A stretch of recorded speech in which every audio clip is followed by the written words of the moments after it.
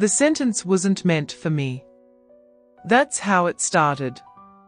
It was said over my head, casual and quick, the way people speak when they assume the person nearby doesn't count as part of the conversation.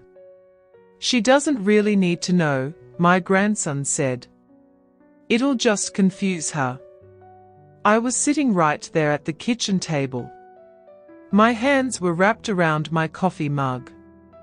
The same mug I've used every morning for years. I hadn't asked a question. I hadn't interrupted anyone. I was just listening, like I always do now, because listening seems to make people more comfortable than speaking. My granddaughter laughed softly. Not unkindly. Just amused. Yeah. We'll tell her later. Later has become a place where my authority goes to disappear. They were talking about my car. My car. The one I paid for. The one I still drive. The one they had apparently already decided I wouldn't be using much longer. No one had told me that yet. I looked at the keys on the table. I noticed that detail because I've started noticing details more. When people stop asking you things, details become proof that you still exist in the room. I said, calmly, tell me what. They both paused. Just for a second. Long enough for me to recognize the look. The one where people realize they forgot you were fully present. My grandson smiled. That careful smile. Nothing, Grandma. We're just figuring stuff out. Figuring stuff out. I've been alive long enough to know when figuring stuff out means already decided. I didn't push. Pushing makes you difficult.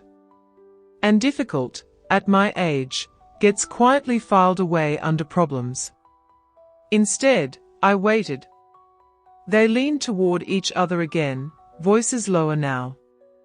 Not whispering. Just adjusted.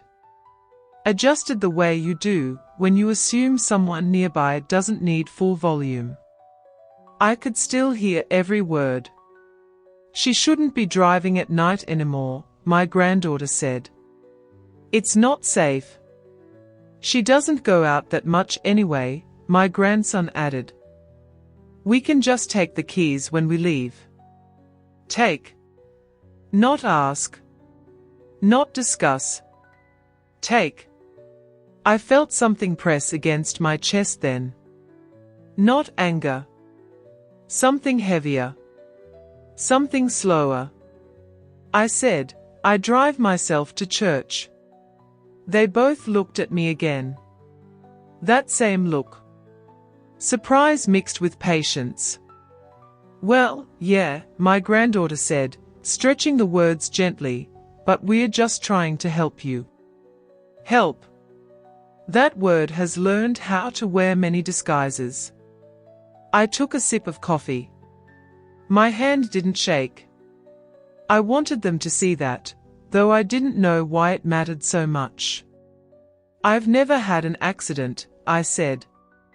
My grandson shrugged. That doesn't mean anything, Grandma. That's when I realized something important. Facts no longer belonged to me. Experience no longer carried weight.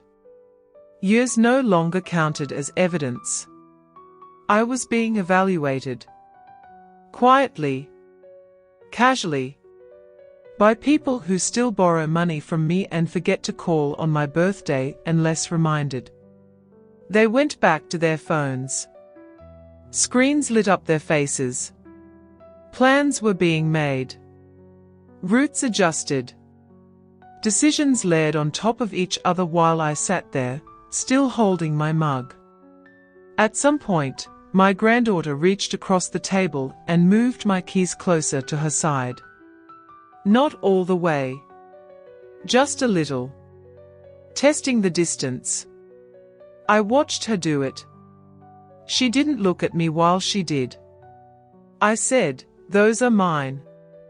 She smiled again. Soft. Almost affectionate. Of course they are. But she didn't move them back.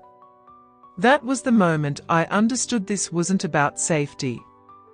It was about control that had already been justified. They spoke to me more slowly after that. Louder, too. Like volume could bridge the gap they'd already created in their heads. They explained things I hadn't asked about. Repeated themselves when I didn't respond quickly enough. I've raised children. I know that tone. At one point, my grandson answered a question someone else asked for me. A delivery driver wanted to know where to leave a package. She gets confused, he said, waving a hand lightly. Just put it by the door. I didn't correct him. Not because he was right. Because I needed to understand how far this had already gone. They weren't being cruel. That's the part people don't talk about. They were being efficient. Confident. Certain. They believed they were right. By the time they stood up to leave, my keys were in my granddaughter's purse. She said she'd bring them back later. She said it like it was obvious. Like the arrangement had always been this way. I didn't argue. Arguing would have made me emotional. And emotional would have made me unreliable. After they left, the house felt louder in its quiet. I sat at the table long after my coffee went cold. I replayed the way they spoke over me. Around me. For me. I thought about all the decisions I'd made alone in my life. The risks I'd taken. The responsibilities I'd carried without anyone checking behind me. And I understood something with painful clarity. They don't see me as someone who can decide anymore. They see me as someone who must be managed. And the hardest part wasn't the disrespect.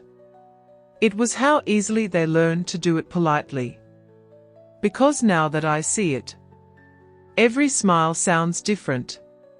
Every "don't worry" feels heavier. And every time they speak for me, I know exactly what they are doing. Even if they never say it out loud.